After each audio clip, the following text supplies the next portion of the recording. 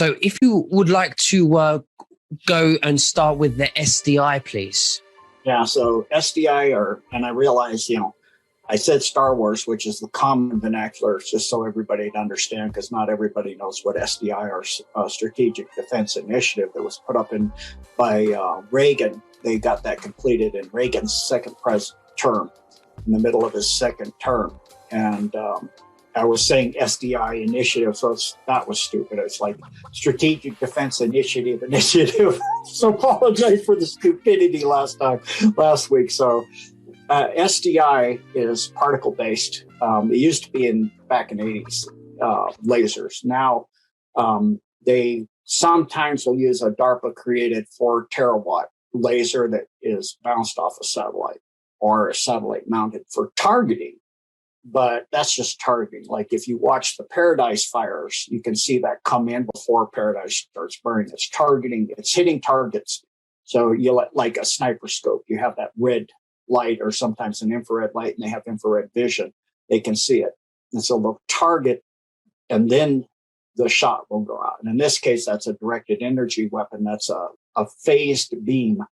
What that means is it's a particle beam that's phased such that it doesn't lose its coherency through atmosphere. So that was the big error. If you remember that, for those who remember the Paradise fires, you saw homes where even with a fireplace made out of rock, the rock was vaporized. And, people keep their trash containers right next to the side of the house. The trash container might be a foot away to a fireplace that was vaporized. I mean, that's thousands and thousands of degrees. Yet a plastic trash container isn't even melted. I mean, that's showing you how precise and how coherent the beam stays, that it vaporizes only where it is and it doesn't do anything else. You saw the same thing in the trade towers. There was a parking lot 3 blocks away that they targeted first to make sure they could do what they were going to do. And the cars were all, like you saw in Paradise, melted. I mean, the engine blocks were melted. Same thing in Paradise. There was if you look through the footage, you can see one car where people got in their car, they vaporized the people and melted the engine block even, and all the paint's gone, the rubber's gone. But about 3 feet away from the car is a little plastic tricycle that's fine.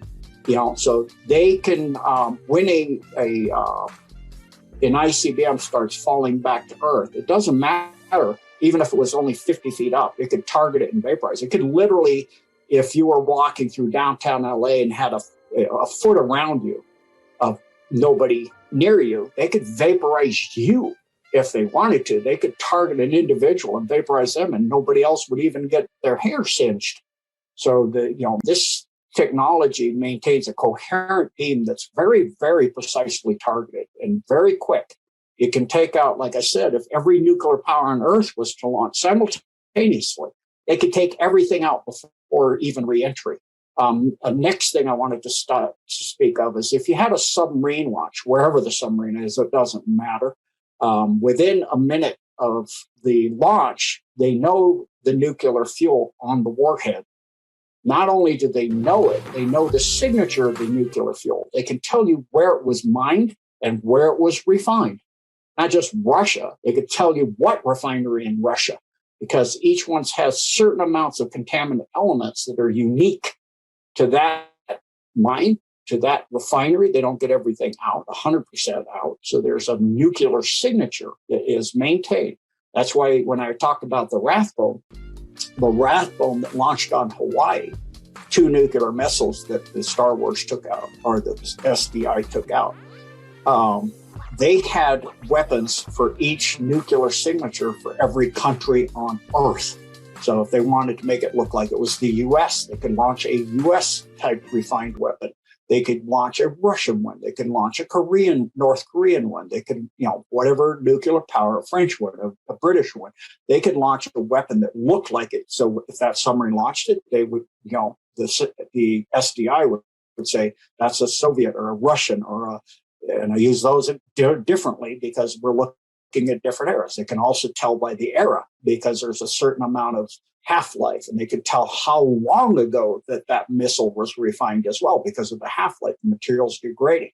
And so they can tell how long ago that missile was built, and the warhead was refined and all of this stuff. It's very, very precise technology now. And, same thing goes with the missiles that you have, tactical nudes, smaller weapons that could be carried in a shipping container, for example. They can track those shipping containers, nuclear signatures. They can find them 8 miles underground, 10 miles underground, because they have systems that can penetrate all the way through the earth. They found gold that's 100 miles down. They can find all the way through the earth and out the other side. They can find caverns and things, and the technology is extremely. And not only can they find it, they can tell you exactly what elements are there, and what if there's a person there. They can tell you how many people, what gender they are. Pretty much all the statistics about the people. The technology is way, way, way. I mean, imagine like Star Trek, where they're being able to track Kirk on the planet, and they said, okay, there's another person there, or there's the Zorn, there's this reptilian guy there too. They can track all that. That's ancient technology. That's, when Star Trek was showing that stuff was out before Star Trek came out. That's why they had it in Star Trek, And so these technologies that are out there have been out there for a long time. And supersonic and hypersonic missiles, there's both. They can carry tactical warheads, tactical nuclear warheads. The missiles that the U.S., the Russians, the North Koreans have, the hypersonic and the supersonic, some sub-launched, some otherwise launched, dumb launched or from a container or whatever. Those, even a hypersonic can go up to Mach 6.7 because they have certain kind of parabolic shielding in front of it. They don't go into altitude. They could go through downtown London at Mach 6 and avoid a 2-decker bus, go up and over and keep on flying. If they wanted to have it 50 feet, it could still avoid it. Just go up and over stuff and around, 2-decker bus on a bridge and go up over the bridge or under the bridge, whatever it needs to do. They have this parabolic radar system that sees things coming around, it can see stuff, it can navigate as it's going. It's going so fast, it's essentially taking a still life, if you will. It's looking, it says, at that speed, you can go through London, in a second. So just say, everything's here, and it's through the city and gone. And so that's the point of that, is why you have to have interceptor missiles going faster yet, because to get that, SDI could take it out.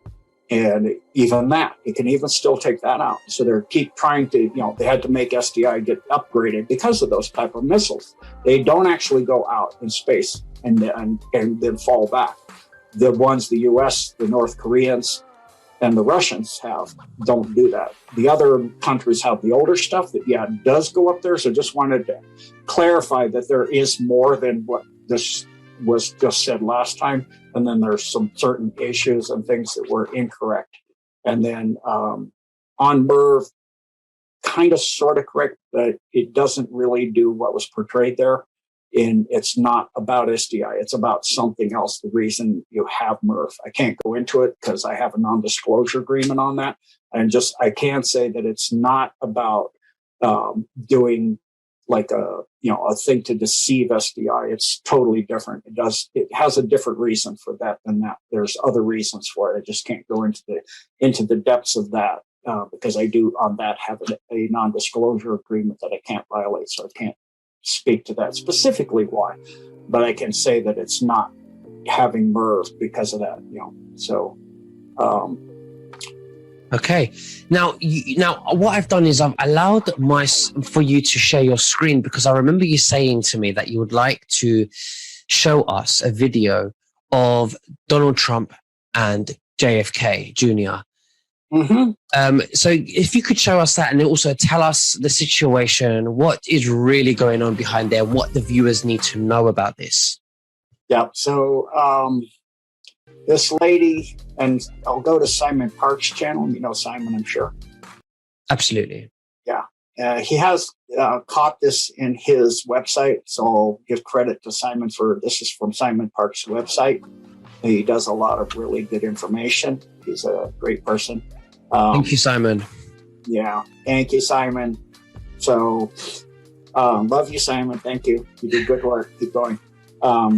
I'm going to share this video and I'll explain it. I'll page through it a bit, but what you're actually watching on the 14th of July is Trump.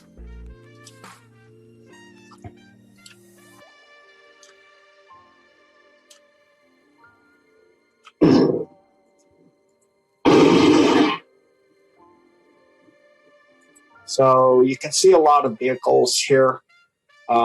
These are armored vehicles, these big, huge SUVs. That's essentially like the Beast, they called it, you know, the armored vehicle that Trump rides in. You see just always you have paramedic riding with him, ambulance in case, you know, anything happens. You can take care of them right there. And now you see a lot of people coming out of the White House. Okay, so this is his armed, you know, and, you know, groups to keep him safe, as well as reporters that'll show their footage and things later when they're allowed to. And we have, of course, regular patrols as well.